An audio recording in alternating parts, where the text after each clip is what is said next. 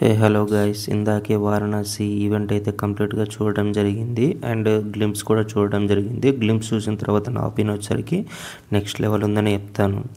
వారణాసి నుంచి మొదలై తర్వాత అంటార్క్టికా నుంచి, తర్వాత ఆఫ్రికా నుంచి, తర్వాత ఉగ్రబట్టి కేవ్ నుంచి, తర్వాత లంకా నగరం మీదుగా తర్వాత వారణాసి దగ్గరనే మళ్ళీ ఎండ్ అయింది.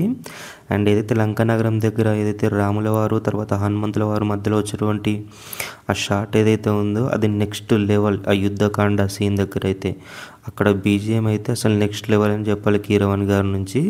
అంటే దాని తర్వాత వచ్చేటువంటి మహేష్ బాబు గారు ఏదైతే నందిపై నుంచి త్రిశూలం పట్టుకొని వస్తాడు చూసారా, ఆ సీన్ కూడా అసలు నెక్స్ట్ లెవెల్. అక్కడ కూడా బీజిఎం అనేది నెక్స్ట్ లెవెల్ ఉందని చెప్పుకోవాలి.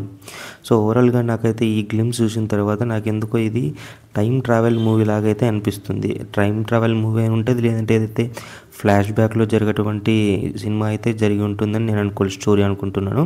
మోస్ట్లీ నాకు ఎందుకో ఇది వచ్చేసరికి టైం ట్రావెల్ అయితే అనిపిస్తుంది. ఎందుకంటే పృథ్వీరాజ్ గారు అంటే భీష్మ యొక్క క్యారెక్టర్ చూసిన తర్వాత నాకైతే ఇది అనిపిస్తుంది టైం ట్రావెల్ మూవీ అని చెప్పేసి. అండ్ ఈ సినిమాకి విజయేంద్ర ప్రసాద్ గారు మాట్లాడుతూ 30 minutes ఆఫ్ ఒక యాక్షన్ సీక్వెన్స్ అయితే ఉంటుందని చెప్పేసి అన్నారు. ఆ సీక్వెన్స్ ఈ సినిమాకి మెయిన్ హైలైట్ అని చెప్పారు.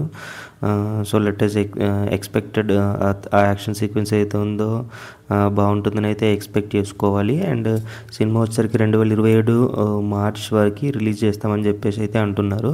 ఇంకా సినిమా తీయాల్సింది అయితే నాకు తెలిసి చాలా ఉందని చెప్పేసి అనుకోవాలి. ఎందుకంటే 60 days of shooting only complete చేశారంట.